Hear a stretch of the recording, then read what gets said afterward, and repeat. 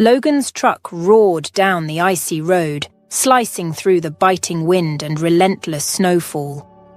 The highway, desolate under the storm's fury, was sparsely populated, with only a handful of daring souls braving the tempestuous weather.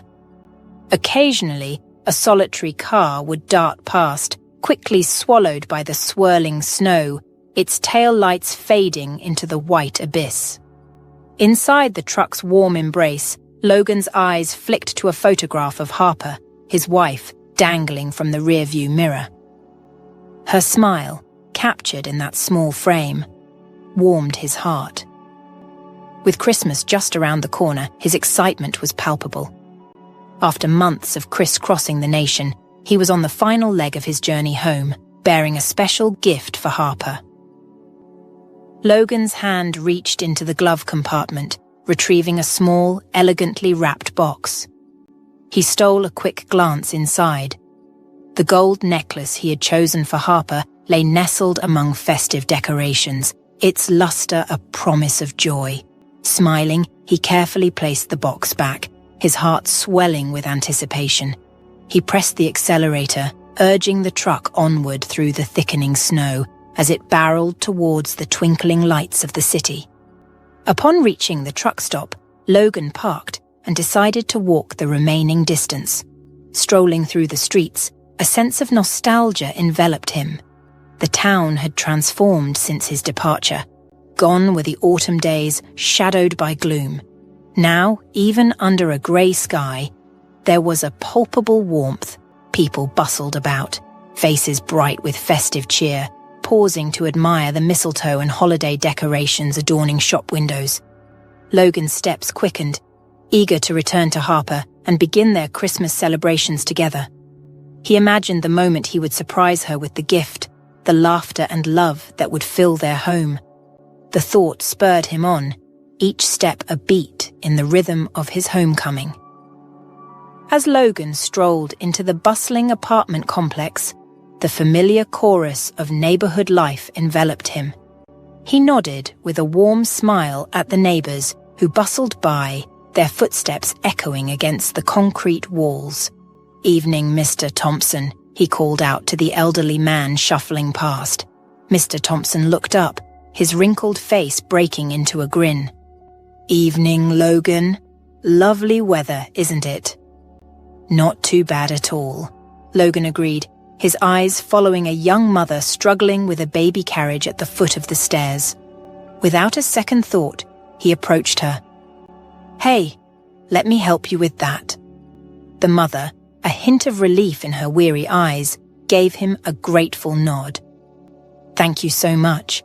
These stairs are a nightmare with this thing."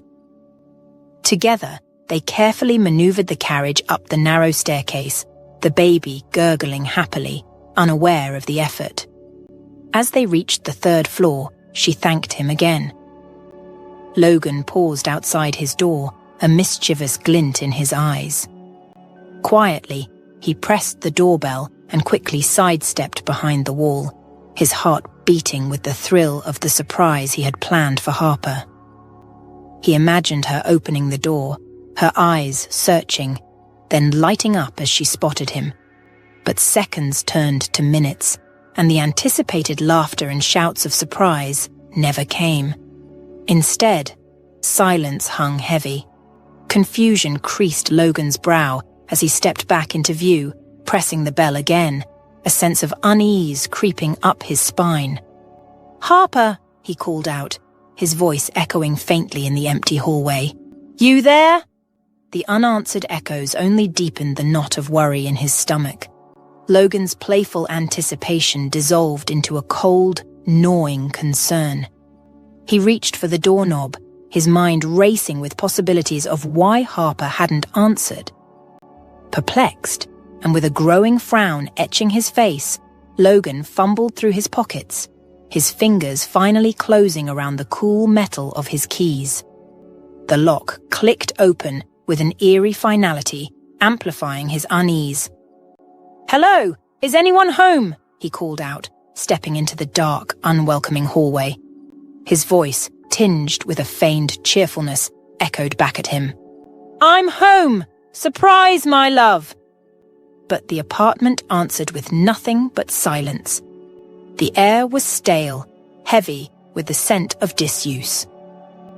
Without bothering to remove his shoes, a habit he had picked up from Harper, Logan moved through the apartment with hesitant steps. The living room was as he remembered, yet unnervingly still. The cushions on the couch untouched, the television screen a blank, dark eye. "Harper?" he tried again, his voice now a whisper of hope fading into the shadows. The kitchen, usually the heart of their home, was cold and lifeless.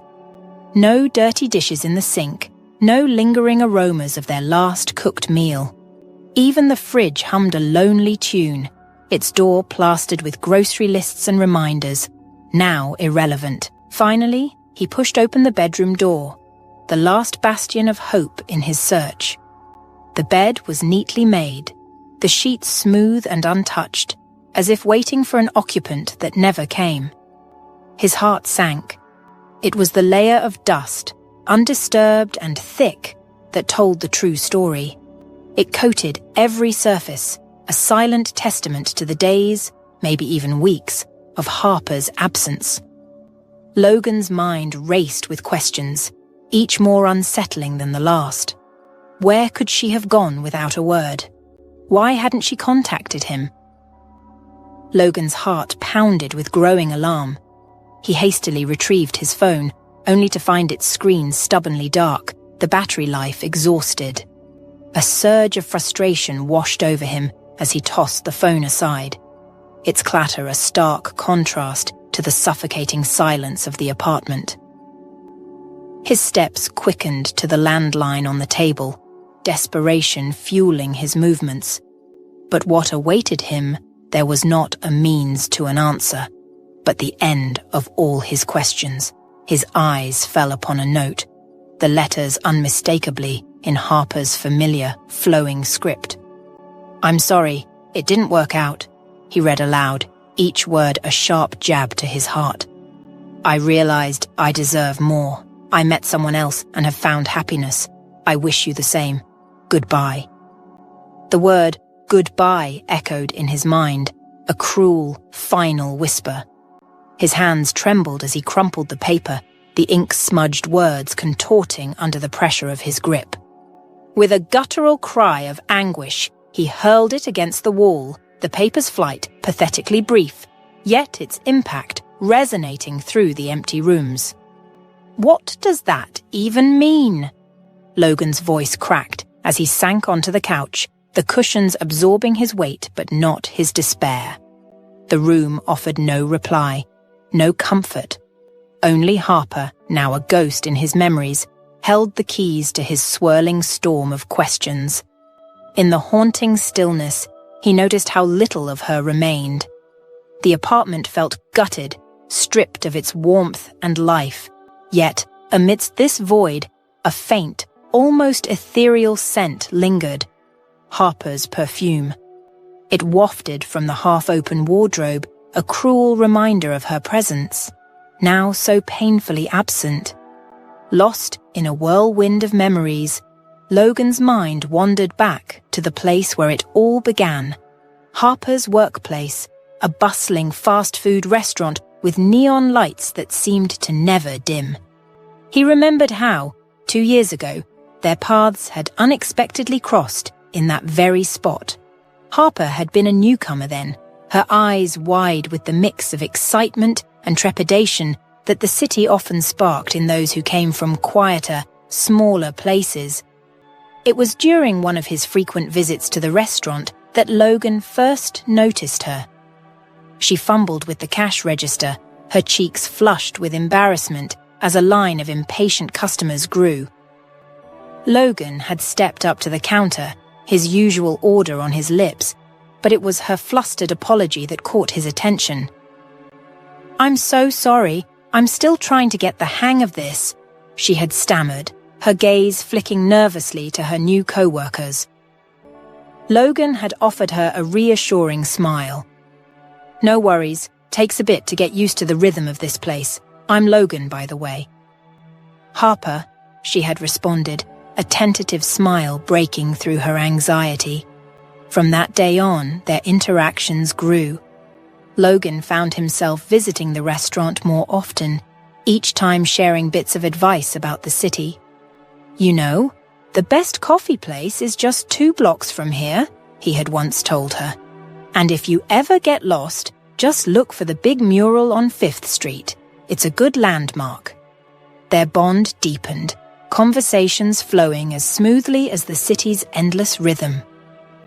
They fell in love amidst the clatter of trays and the sizzle of fries, an unlikely romance blooming in the most ordinary of places. They married, full of dreams and promises of a forever entwined future. But now, as Logan stood outside the restaurant, its neon sign flickering like a beacon of lost dreams, all that remained of their life together was the echo of her laughter in his mind and the crumpled note lying forgotten under the sofa. He pushed open the door, the familiar jingle of the entrance bell sounding almost mocking in its cheerfulness. He stepped inside, his heart heavy, each step a journey back into a past that felt both so close and yet irretrievably lost. The moment Logan stepped into the restaurant, the cashier's usual cheerful demeanor vanished. Recognizing Logan, his smile faltered, replaced by a look of uneasy recognition.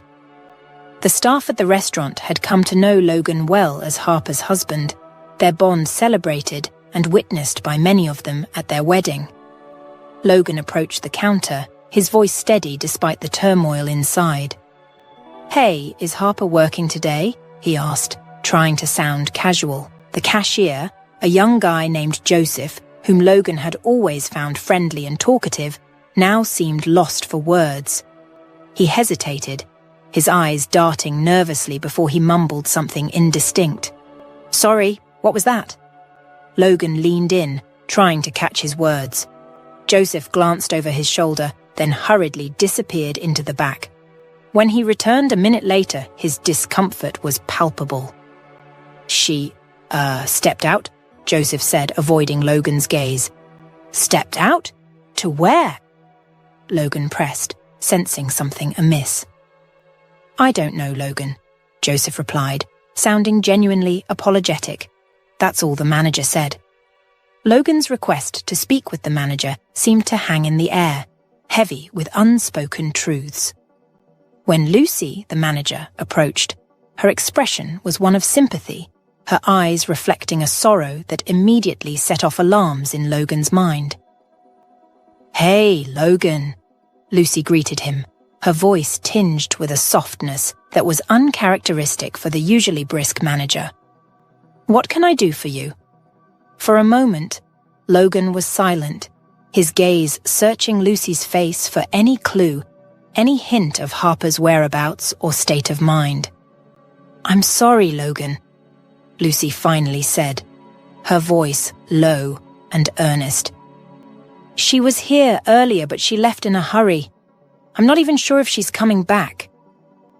As Logan stepped out of the restaurant, the crisp, cold air bit at his skin, a stark contrast to the stifling atmosphere he had just left behind. He wasn't there to plead or to pull Harper back into a life she had chosen to leave.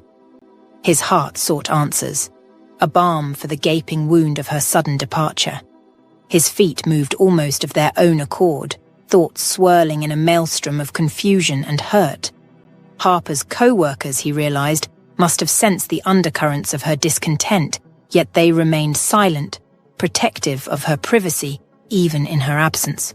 The city streets, once a canvas of their shared life, now felt alien and cold.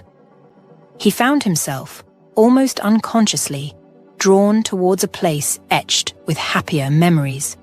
It was there, amidst the grandeur of old architecture and the quaint charm of a cozy French restaurant, that they had once celebrated love, basking in the warmth of each other's company. Lost in a sea of reminiscence, Logan's heart jolted as a familiar figure emerged from the restaurant. It was Harper, her graceful movements unmistakable even from a distance. She walked towards a silver Mercedes where a well-dressed man stood holding the door open for her. Recognition dawned with a bitter taste. The man was Miles, Harper's boss, known for his imposing stature and bald head. A flurry of emotions gripped Logan: shock, betrayal, a piercing sense of reality unraveling. Time seemed to slow as Harper slid into the car, the scene unfolding like a tableau of his deepest fears coming to life. Logan stood there, rooted to the spot, the chill of the air now inconsequential compared to the icy grip of realization in his heart. Miles, a figure shrouded in rumors and whispers. Logan had heard the stories, the dark murmurs of a past tainted with money laundering and possible ties to criminal organizations. It was said that Miles had used his dubious fortune to transition into a life of ostentatious legitimacy, opening several high-end restaurants, including the one Harper had just exited. In the city's collective consciousness, Miles occupied a space that was both feared and respected. His wealth and connections cast a long shadow, one that many chose not to step out of. But respect born of fear and wealth was a fragile thing, Logan thought bitterly. It lacked the foundation of genuine admiration or moral integrity. As Logan's shock began to settle into a deep, aching sense of betrayal, he couldn't help but grapple with the question that gnawed at him. Why Harper? Why had she, who had always seemed to value honesty and decency, chosen to leave him for a man like Miles? The cold truth settled in his heart, like lead. It wasn't just the loss of Harper that tormented him. It was the shattering of his understanding of who she was. The Harper he had known, who had laughed and dreamed by his side, now seemed like a stranger, her choices an enigma wrapped in the allure of a life Logan could not comprehend. In a burst of desperation, Logan lunged forward, his feet slipping slightly on the slush-covered pavement. His heart pounded in his chest, a futile hope propelling him towards the sleek Mercedes as it merged seamlessly into the flow of traffic. But it was too late. The car, a symbol of the new life Harper had chosen, disappeared around a corner, its tail lights blinking briefly before being swallowed by the city's labyrinth. Left standing in the dirty snow, Logan's breath formed clouds of steam in the frigid air, each puff a visual echo of his fading chances. He pulled his hat down over his ears, a meager shield against the biting cold. His hood came up next, enveloping him in a cocoon of fabric and shadow. With his head bowed against the chill, Logan began to walk, his steps quick and purposeful. The crowded sidewalk seemed to close in around him, each passerby an oblivious actor in the backdrop of his unraveling world. For days, Logan found himself adrift in a haze of alcohol, the sharp edges of reality blurred into a numbing fog. The confines of the apartment, once a shared sanctuary, now echoed with the ghosts of memories, each room a reminder of a life that had slipped through his fingers. In these solitary hours, his mind teetered on the brink of dreams and waking nightmares. He would startle at the slightest sound, his heart lurching with a hope that refused to die. The creak of the floorboards, the whisper of the wind against the windows, every noise seemed like the herald of Harper's return. Each time, he found himself propelled by a desperate optimism, rushing to the hallway with a fervor that belied his despair. But the doorway remained empty, a silent testament to his abandonment. In these moments, Logan's knees would buckle and he would sink to the floor, the cold tiles an unforgiving witness to his grief. His fist would collide with the ground, a physical release for the emotional tempest raging inside him. Each thud echoed in the hollow space, a stark counterpoint to the quiet he couldn't escape. In a moment of alcohol-fueled delirium, he thought he saw Harper's face peering in through the window, her smile a haunting mirage. His heart lurched as he clambered onto the ledge, fingers fumbling with the latch, the perilous drop from the 4th floor a mere afterthought. It was only the ghost of a breeze and the empty night that greeted him, the vision of Harper dissolving into the darkness. His life, teetering on the edge both literally and metaphorically, might have spiraled further if not for the intervention of Mr. Thompson, his elderly neighbor from downstairs. The incessant noise had finally drawn the old man to Logan's door in the early hours of Christmas morning. Logan, bleary-eyed and disheveled, swayed slightly as he opened the door. "Oh, it's you, Mr. Thompson," he yawned, his voice heavy with fatigue. "What are you doing up this early?" Mr. Thompson glanced at his watch, the digits reading 3:20 a.m. "Well, I came to wish you a Merry Christmas," he said, his tone casual as he stepped past Logan into the apartment. His eyes quickly took in the scene of disarray, the bottles that littered the living room, the unwashed dishes, the stale air of neglect. Logan followed him in, a flush of shame coloring his cheeks. "I'm tired of this," he admitted, running a hand through his unkempt hair. He wiped his face with a t-shirt, trying to erase the evidence of his recent breakdown. "I don't feel much like celebrating. Feels more like mourning," he confessed, his voice a low murmur. "My wife left me and I've been drinking. Care to join, Mr. Thompson?" Logan offered, handing him a glass of whiskey. Mr. Thompson accepted the glass of whiskey, his hand steady as he took a thoughtful sip. He settled into the armchair, a silent invitation for Logan to unburden his heart. As Logan slumped onto the couch, the words poured out, the tangled story of his relationship with Harper unraveling in the dim light of the living room. Logan's voice wavered with a mix of confusion and pain as he recounted the details. The breakup, the note, the fragments of their shared life now lying in disarray. Was I making good money? Hell yeah, I was. Not as much as her new boyfriend, but not too bad either. Did I take her to Cancun? I sure did. Gifts. Tons, he rattled off, a list of what he thought were proofs of his love and commitment. I don't know, man. Maybe I did miss something after all.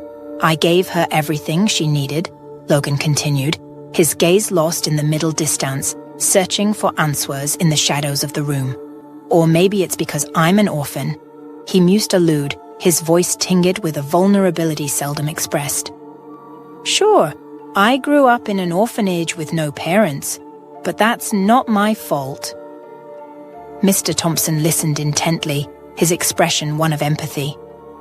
He took another sip of whiskey, the liquid burning a trail down his throat as he wiped his mouth with the back of his hand. That's not it, dear Logan, Mr. Thompson replied softly, his head shaking slightly in a gesture of empathy. There are fickle people in this world, Logan. They swear eternal love one day, and the next, they find someone else. It's not just women. Men do it too. I knew a guy who was left by his wife. Then he got up and left the next one he found, said it was revenge. But who did he really hurt? Himself. Now he's alone, drinking his sorrows away. People, Logan, are strange creatures. Logan listened, each word resonating with a mix of truth and sadness. Mr. Thompson's gaze held him, a silent encouragement to voice his deepest fears. I don't know what to do, Logan admitted, his voice breaking the silence. I loved Harper and she did this to me. Why should I live now? What's the point of living anymore? Mr. Thompson considered his words carefully before responding. Well, Logan, you can just live, for no particular reason. If she left you, she wasn't the one for you. Why grieve for someone who chose not to stay? Think of it as being freed from a burden, If you were drowning and she didn't reach out to help, would you still hold on to her? Life, Logan, is a precious gift. It's meant to be lived, enjoyed. Logan let out a heavy sigh, the weight of Mr. Thompson's words settling in his heart. "I'm sorry for causing you so much trouble," he said, feeling a semblance of clarity piercing through the fog of his despair. "I won't be here tonight. I'm leaving town, so I won't bother you on Christmas Eve," Logan announced, finding his clothes in a disheveled pile and quickly dressing. He made his way to the bathroom to freshen up, the conversation with Mr. Thompson having a more therapeutic effect than he could have imagined. After a while, Mr. Thompson stood, his old bones creaking softly as he moved towards the door. "Merry Christmas," he called out, his voice carrying a warmth that contrasted with the coldness of the apartment. "Merry Christmas," Logan's voice echoed from the bathroom, tinged with a note of bittersweet acknowledgement. As the door closed behind Mr. Thompson, Logan added softly, "I don't know how merry it will be, but we'll see." In the solitude of his apartment, with the dawn of Christmas Day creeping through the windows, Logan faced the first day of a new chapter in his life, one filled with uncertainty, but also a glimmer of hope, thanks to the unexpected wisdom of a neighbor. On Christmas Eve, while families huddled together in warmth and celebration, Logan found himself alone, driving his truck down a snow-covered highway. The world outside was a blur of white, the road ahead barely visible through the heavy snowfall. He drove with a kind of desperate urgency, eager to distance himself from the remnants of a life that had unraveled so unexpectedly. The icy road demanded caution, but Logan's mind was elsewhere, lost in a whirlwind of memories and regrets. The empty highway mirrored his own sense of isolation, the stillness of the night, broken only by the occasional burst of fireworks reflecting in his rearview mirror. Seeking some semblance of cheer, Logan turned on the music, the car speakers filling with the sound of festive songs. They were a bittersweet reminder of a time when Christmas brought joy and anticipation. He raised a box of grape juice to his lips, a solitary toast to himself. "Merry Christmas," he murmured, his voice barely audible above the music. As a firework shot up to the left, piercing the darkness with a burst of color, Logan allowed himself a small smile. It was a stark contrast to the joyless Christmases of his difficult childhood, yet those days held a certain nostalgia, a reminder of simpler times when hope seemed more tangible. Christmas had once been a season he cherished, but now it felt like just another day, its magic dulled by the ache in his heart.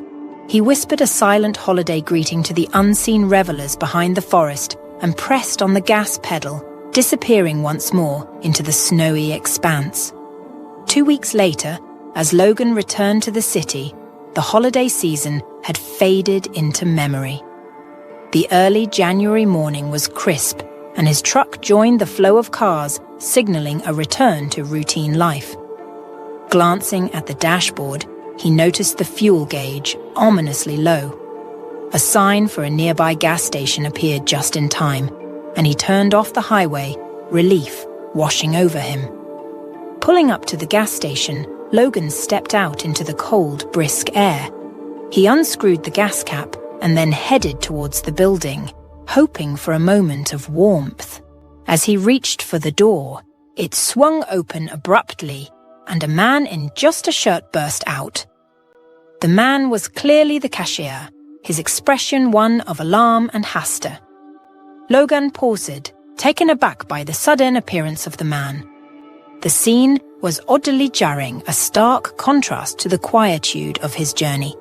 His eyes followed the cashier, curiosity mingling with concern. The cashier's urgent plea jolted Logan from his initial annoyance, his sarcasm fading as he followed the man inside. The sight that greeted him was startling. A young woman lay on the floor, her face contorted in pain as she clutched her stomach. Logan's eyes widened in alarm. "What the heck? Is she having a baby?" he blurted out, instinctively taking a step back. "Why haven't you called an ambulance?" he demanded, his voice tinged with concern and confusion. "I did. They're on their way. But there's been an accident on the highway. They could be delayed," the cashier explained, his voice laced with panic. Can you take her to the hospital? Your truck might make it through." Without hesitation, Logan nodded, his own troubles momentarily forgotten in the face of this urgent crisis. "I'll take her, but I need at least 30 gallons of diesel," he said, the urgency clear in his tone.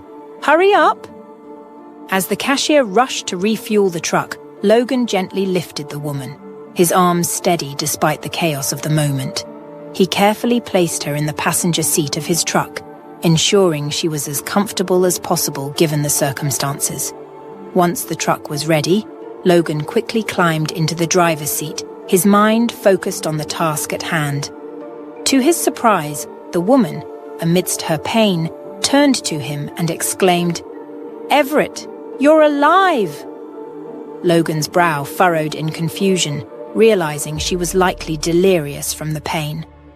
"No, Mom, I'm not Everett. Just hang on, we're going to the hospital," he reassured her, trying to sound calm despite the adrenaline surging through him. He started the truck, the engine roaring to life as he navigated onto the road. His hands gripped the steering wheel tightly, his gaze fixed on the snow-covered path ahead. Each second felt critical, the urgency of the situation lending him a clarity and purpose he hadn't felt in weeks. Logan's truck cut through the city streets, its journey ending at the hospital's emergency entrance.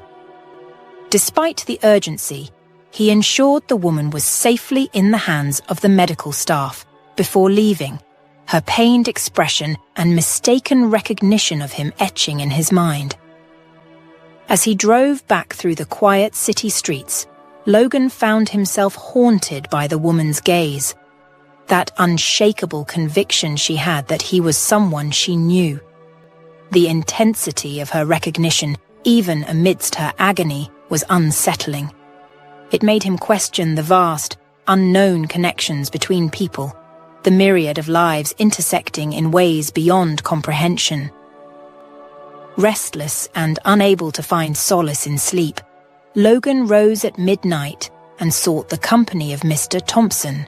The old man, often awake at late hours since his wife's passing, welcomed Logan with a warm cup of coffee.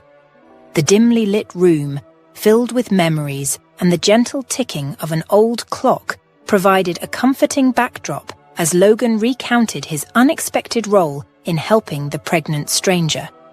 "You should definitely go see her," Mr. Thompson advised, his aged eyes reflecting a lifetime of wisdom. "You never know, it might be important." The suggestion lingered in Logan's mind as they played a quiet game of chess, the pieces moving across the board in thoughtful silence. Later, as Logan lay in bed, the day's events replayed in his mind, a puzzle with missing pieces. The next morning, drawn by a mixture of curiosity and a sense of unfinished business, Logan found himself back at the hospital. As he entered, a nurse spotted him. Her face broke into a wide smile, and she gestured towards him with evident excitement. "Why didn't you tell us you were the father?" she asked, her tone a mix of confusion and mild reproof. Logan's own confusion mirrored hers, but for entirely different reasons. He tried to clarify, his voice a mix of weariness and bewilderment. "I think there's been a mistake," he began, but the nurse, still chuckling, interrupted him. "Your wife said her husband brought her here," she said, flipping through some papers. "You're her husband, aren't you?" Her playful gaze was met with Logan's exhausted shrug. He was too drained to correct her misconception. "Can I see her? I just need to ask her something," Logan requested, his voice heavy with fatigue and frustration. Not right now. Samantha is resting, the nurse replied, her smile fading into a more professional demeanor. She lost a lot of blood during childbirth and is in intensive care. You can visit in 3 days. As Logan processed this information, the nurse added, "Don't worry, you'll get to see your child. It's a cute boy, and he's doing well." Logan's mind reeled at the mention of a child, the situation spiraling into realms far beyond his expectations. "So, her name is Samantha," he muttered to himself, a piece of the puzzle falling into place, yet the overall picture remained blurred and confusing. As he left, the nurse's laughter and casual remark about him being strange echoed in his ears. Logan's world, already upended by recent events, seemed to be tilting further off its axis. 3 days later, Logan returned to the hospital, his heart pounding with a mix of curiosity, anxiety, and a strange sense of responsibility. When he met her, he didn't know how to start the conversation for a while, and Samantha just sat there with her eyes wide open in surprise and couldn't say anything. After a moment of silence, Samantha suddenly exclaimed, "Oh, Everett," and hugged him tightly. Logan gently patted her on the back and helped her sit down in a chair, then sat down beside her. As Samantha's sobs subsided into quiet sniffles, Logan listened intently, his own troubles momentarily forgotten. He handed her a glass of water, his movements deliberate and kind. Logan gently sat on the edge of the bed, his voice soft but firm. "I'm sorry, but I don't know who Everett is. My name is Logan," he said, hoping to gently break her illusion.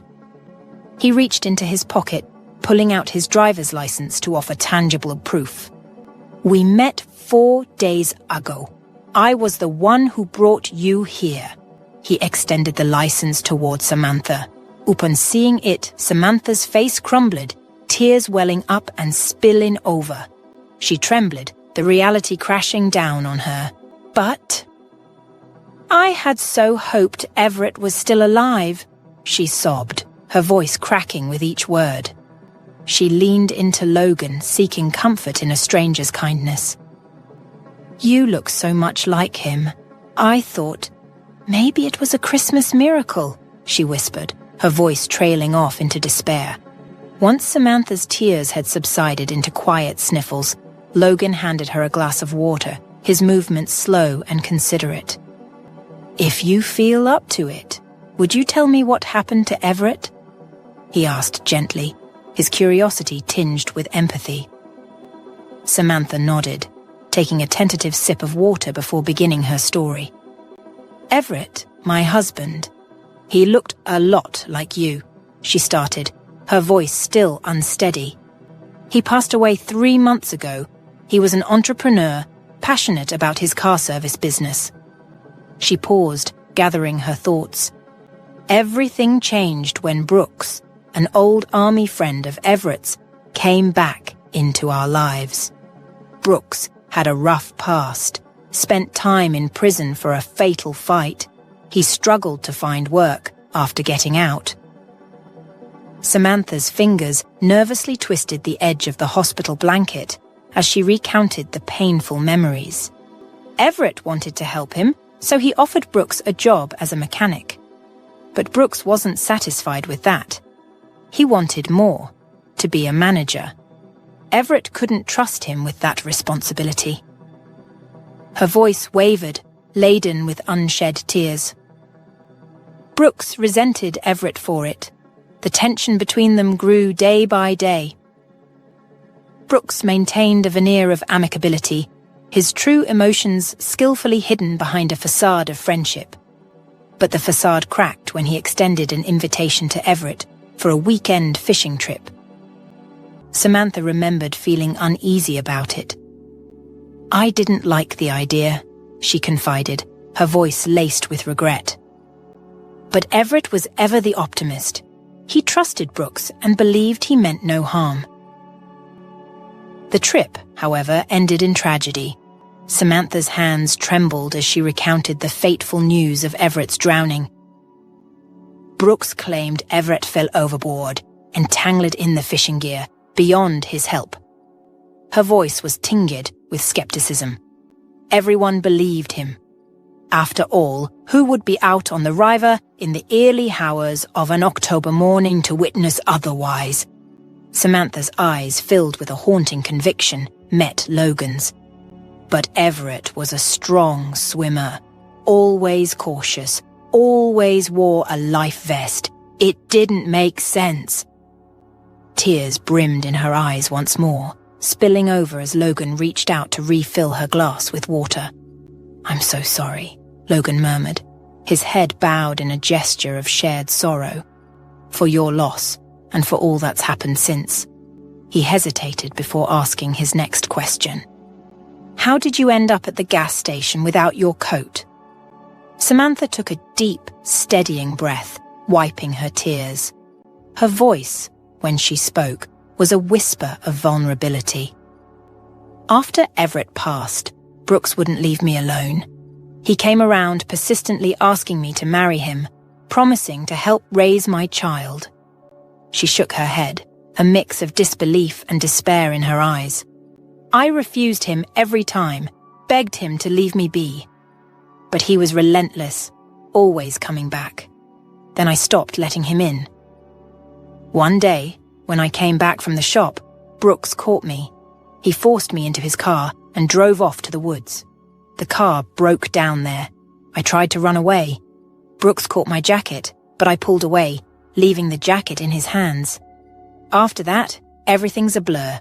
I guess I ran and then just collapsed. The next thing I knew, I was waking up in your truck." Logan nodded, his expression one of understanding, as if the disjointed pieces of a perplexing puzzle had finally clicked into place. He stood, offering a brief, solemn goodbye to Samantha, and began to walk down the dimly lit hospital corridor towards the stairs. Just as he reached the threshold, Samantha's voice, laced with a fragile hope, halted him. "Logan, when I'm discharged, could you take me home? I don't have anyone else to turn to," Samantha implored, her voice barely above a whisper. Without hesitation, Logan replied, "Of course, I'll be there for you." He quickly scribbled down his phone number on a scrap of paper, his handwriting steady despite the turmoil inside. "Call me when you're ready to leave. I'll come as soon as you need me." Samantha's fingers, trembling like autumn leaves, clutched the paper as she slid it into the pocket of her hospital gown. "Thank you," she murmured, her eyes, brimming with unshed tears, locked onto Logan's. "I'll be waiting." Logan turned, his steps echoing softly in the corridor. As he walked away, a shiver coursed through him, a chill that seemed to seep into his very bones, not from the cold, but from the weight of the moment they had just shared. The following day, driven by an unresolved mystery from his past, Logan made his way to the orphanage where he had spent his formative years. The building, a repository of his earliest memories, stood unchanged. Its walls, still painted a vibrant green, were adorned with larger-than-life depictions of superheroes, as if guarding the dreams of the children within. The hallways echoed with the familiar cacophony of youthful energy, yet the faces of the children bore a melancholic resemblance to Logan's own childhood, their eyes flickering with a fragile, almost imperceptible hope. After exchanging brief, nostalgic greetings with a couple of familiar faces from the staff, Logan found himself in the office of the head mistress, Hadley Sawyer.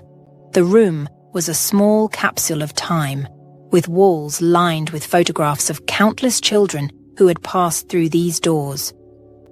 With little preamble, Logan delved into the purpose of his visit, his voice tinged with a mixture of apprehension and urgency as he mentioned Everett. As he spoke, Mrs. Sawyer's demeanor shifted subtly, a shadow crossing her features. She walked to the window, gazing out as if seeking answers in the view beyond. "You weren't alone when you arrived here," she began, her voice lower, tinged with a hint of regret. "You were one of two, tiny infants on a particularly bitter winter day." She paused, her back still turned to Logan. "Those years were tough. We were overrun with abandoned infants and constantly short on space. In the end, we made a difficult decision to keep you here and to give your brother to a childless couple seeking a child." Her reflection in the window wavered as she recounted the past. "I remember when they took your brother away. You cried inconsolably. Everyone tried to comfort you, but the bond between twins, it's something profound. 3 years later, we heard the couple had divorced. Heartbreakingly, they gave up your brother, and he was sent to another orphanage. By then, we were inundated with orphans and didn't have a single bed to spare. That cruel twist of fate tore you two apart. I'm deeply sorry. We should have told you sooner." The revelation crashed over Logan like a tidal wave, leaving him momentarily breathless. He clasped his head in his hands, the enormity of the truth sinking in. "If only I had known about my brother. Everett might still be alive. His wife wouldn't be engulfed in this sorrow. How did everything become so twisted?" His voice was thick with a maelstrom of emotions. Mrs. Sawyer, her silhouette etched against the window light, could only offer a helpless shrug, the weight of decades of decisions and their unintended consequences bearing down on her. "I'm truly sorry, Logan. Some things in life, they're beyond our grasp, beyond our control," she whispered, her voice a mirror echo of regret. Unable to bear the stifling air of revelations and remorse any longer, Logan rose abruptly, his chair scraping against the floor.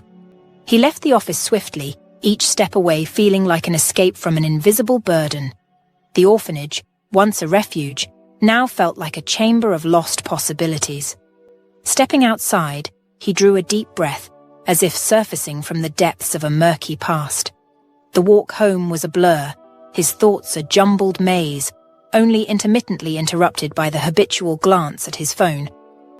The anticipated call from Samantha, however, remained elusive, adding a layer of anxious anticipation to his already turbulent emotions. The call he had been yearning for arrived with the dawn of the next day.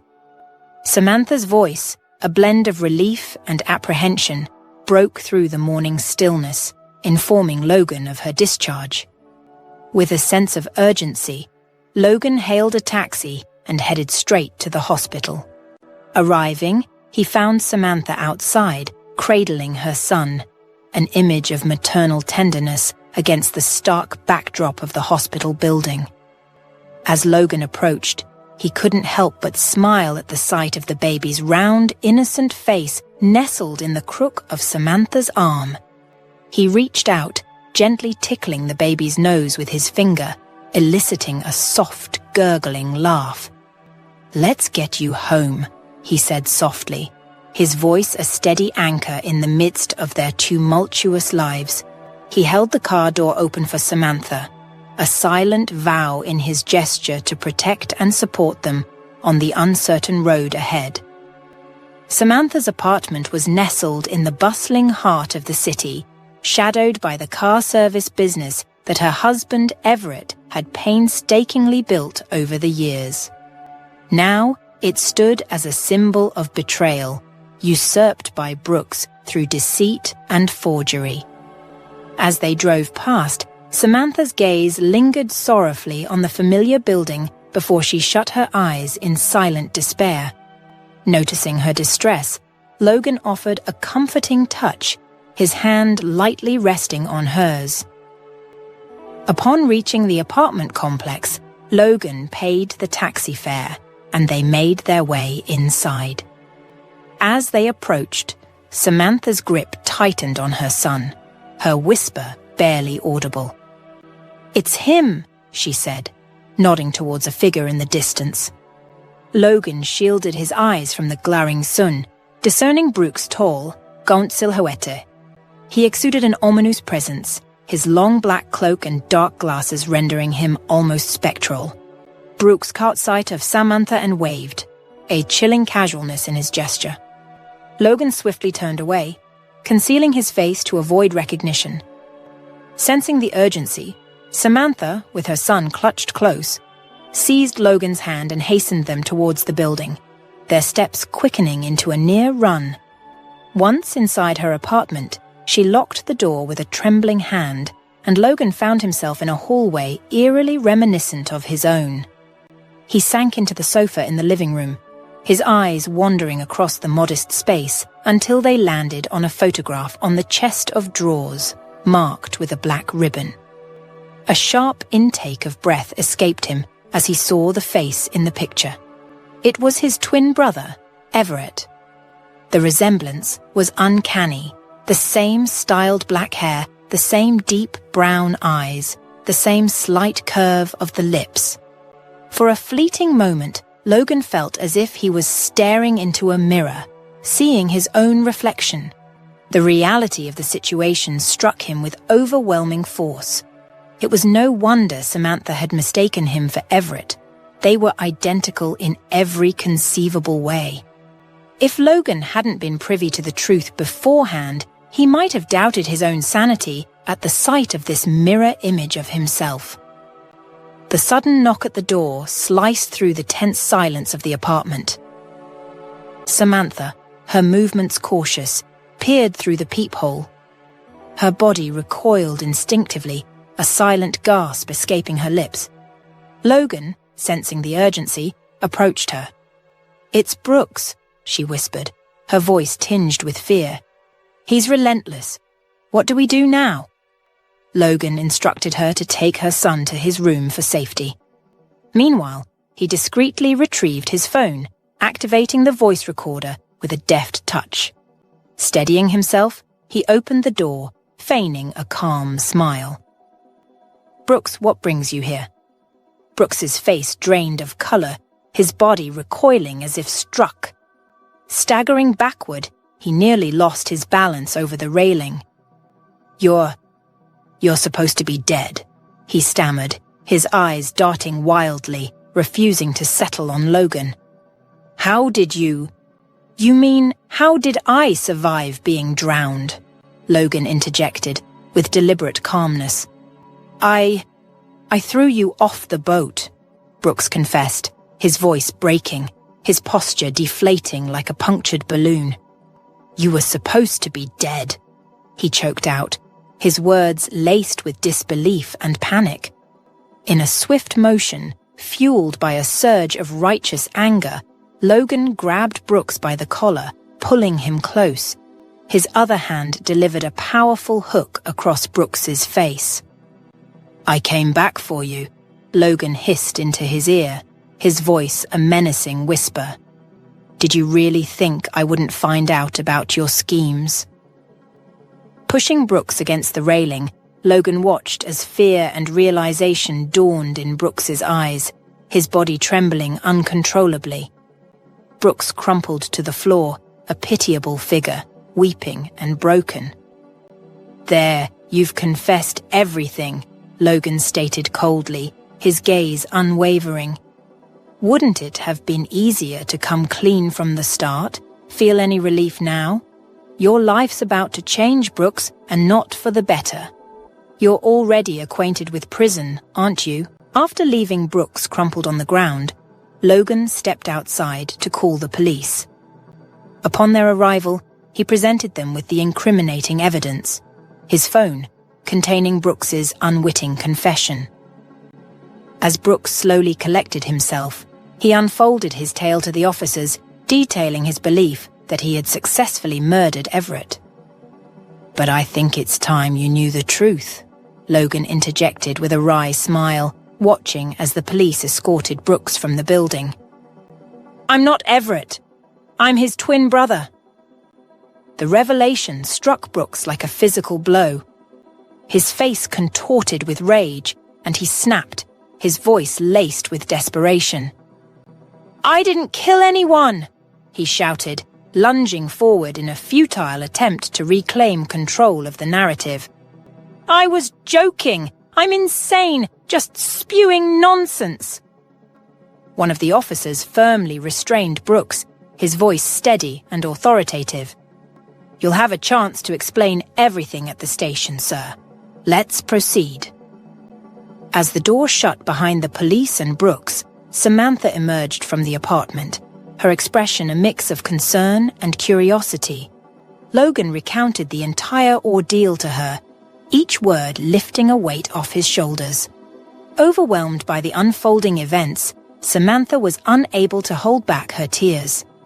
The subsequent investigation into Brooks's actions was a lengthy and complicated affair.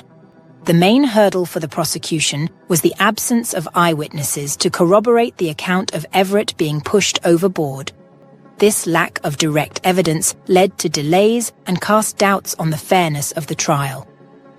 Brooks was on the verge of being released due to insufficient evidence when a crucial breakthrough occurred. Logan, driven by a personal quest for justice, managed to unearth two key witnesses, elderly fishermen who had been on the river that fateful morning. They vividly recalled seeing Brooks dispose of the body. Bolstered by their testimony, the court was finally able to pass a severe judgment: 25 years in federal prison for Brooks. As the judge delivered the verdict, Samantha's grip on Logan's hand tightened, a tangible manifestation of her anxiety and hope. Relief washed over her as she heard the decisive words. Brooks would be incarcerated for a substantial period. The long shadow he had cast over her life was finally receding. After the courtroom had emptied, Samantha turned to Logan, her eyes reflecting a mix of gratitude and newfound determination. "Brooks will be behind bars. I can hardly believe it's finally over," she murmured. "But now there's the matter of the car service. I can't bear the thought of it collapsing, yet I'm at a loss on how to manage it. Would you help me with it?" Logan's response came with an assuring smile, a silent promise of support. "Of course I'll handle it," he said, his voice laced with a newfound purpose. "I've been considering a career change anyway. This feels like the right moment, the right opportunity." In a spontaneous surge of emotion, Samantha leaned forward, closing the gap between them with a heartfelt kiss.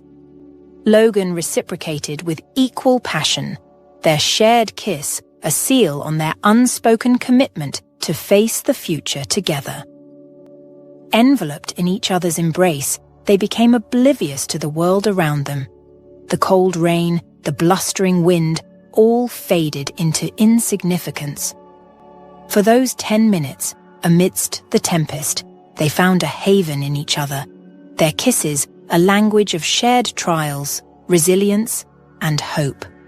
Half a year swiftly passed, and the festive season was upon them once more. Preparations for Christmas were underway, the tree adorned with twinkling lights, gifts wrapped in shimmering paper, and heartfelt wishes whispered into the crisp winter air. Logan and Samantha, united in marriage for 3 months, had been splitting their time between their respective apartments. Yet, this Christmas, they yearned for something different, something special. They decided to celebrate the holiday at the home of their old neighbor, Mr. Thompson. Arriving on Christmas evening, they were greeted by the unmistakable warmth of a home steeped in festive cheer. Mr. Thompson's eyes sparkled with a childlike delight as he watched Samantha's young son, Charlie, playfully entangling himself in strands of tinsel. Overcome with emotion, the old man was visibly moved by the scene. Noticing this, Logan tactfully engaged him in opening a bottle of wine, offering a gentle distraction. As they gathered around the festive table, Mr. Thompson raised his glass, his voice resonating with the joy of the occasion. "Let's toast to all the good fortunes we've experienced and those yet to come," he declared heartily. In that moment, as the preparations for the feast continued, Logan found himself reflecting on the tumultuous events of the past year. Standing up, his smile broad and sincere, he turned to Mr. Thompson. "Without your intervention a year ago, none of this would have been possible," Logan acknowledged, his gaze settling on his glass of champagne. "I might have spiraled into despair, losing myself and missing the chance to meet Samantha and offer her my help. For your wisdom and guidance, I am eternally grateful." "This toast is for you, Mr. Thompson," he said, his voice imbued with deep gratitude. "To happiness," Mr. Thompson whispered, lifting his glass higher. "To our happiness," echoed Samantha, their glasses raised in a harmonious chorus. Mr. Thompson had become more than just a neighbor to Logan and Samantha. He was an integral part of their family tapestry. His visits to the young couple's home were frequent and filled with a warmth that only someone with a generous heart could bring. Often, he would arrive with a twinkle in his eye, eager to spend time with little Charlie, who had grown particularly fond of the kindly old man. For Logan and Samantha, Mr. Thompson's presence was a blessing. His advice, often dispensed over cups of tea or during leisurely strolls in the park, was invaluable. The couple also noticed how Mr. Thompson's eyes lit up when he was with Charlie. It was as if the child brought a renewed sense of purpose and joy into his life. In turn, Charlie's laughter and energy seemed to rejuvenate the elderly man, infusing him with a youthful spirit. As time passed, Mr. Thompson became like a grandfather to them, a role he embraced with all the love and enthusiasm in his heart. His relationship with Logan, Samantha, and little Charlie deepened, marked by a series of small but significant moments that wove him seamlessly into the fabric of their family life. Mr. Thompson was there for Charlie's milestones, his first words, his first steps, each celebrated with joy and pride, as if he were his own flesh and blood. He would often bring small gifts for Charlie, nothing extravagant, but each one chosen with thought and care. A hand-carved wooden toy, a book full of colourful pictures. Each gift was a token of his deep affection. Perhaps most touching was the way he spoke of them to others. To his friends and acquaintances, he referred to Logan, Samantha, and Charlie as my family. There was no blood relation, but the bonds of affection and respect they shared were as strong as any kinship. In return, Logan, Samantha, and Charlie filled a void in Mr. Thompson's life. They gave him a sense of belonging and purpose in his later years, a family to care for and love. His days were brighter and more meaningful because of their presence in his life.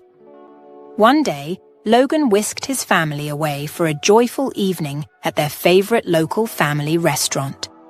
The bell above the restaurant door tinkled merrily as Logan, accompanied by Samantha, Charlie, and Mr. Thompson, stepped inside.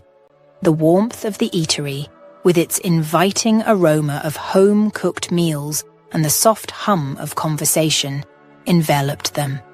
As they looked around for a suitable table, Logan's eyes unexpectedly met those of Harper, his ex-wife, now working there as a waitress. The recognition was instant, and a flicker of surprise crossed Harper's face before she quickly busied herself with her duties. Mr. Thompson, ever observant, leaned closer to Logan. "Someone you know?" he inquired softly, his voice tinged with curiosity. "Yes, that's Harper, my ex-wife," Logan replied quietly, his voice neutral, devoid of any bitterness. Before they could settle into their seats, Harper approached, her demeanor a blend of professional courtesy and personal awkwardness. "Logan, She started, her voice wavering slightly. She glanced briefly at Samantha, and then at Charlie, who was busily chattering with Mr. Thompson about the festive decorations. "There's no need to explain, Harper," Logan interrupted gently. his eyes kind yet resolute. "That's in the past. We've both moved on." Harper nodded, her eyes briefly moist. "I'm glad you found happiness," she said, her gaze lingering on the family group. Mr. Thompson, sensing the emotional undercurrents of the exchange, chimed in with his characteristic warmth. "Life has a way of teaching us valuable lessons, often through unexpected paths," he said, offering Harper a reassuring smile. "Yes, it does," Harper agreed, returning his smile with a semblance of her former self. She quickly took their orders, her composure regained, and retreated to the kitchen. As Harper walked away, Mr. Thompson placed a comforting hand on Logan's shoulder. "You've handled that with great dignity, Logan. The past may shape us, but it's the present that truly matters," he remarked sagely. Logan nodded in agreement, his heart full of gratitude for the life he had now, with Samantha, Charlie, and the invaluable presence of Mr. Thompson. The encounter with Harper was a poignant reminder of his journey, but the joy and love at his table were a testament to the beautiful present he had embraced.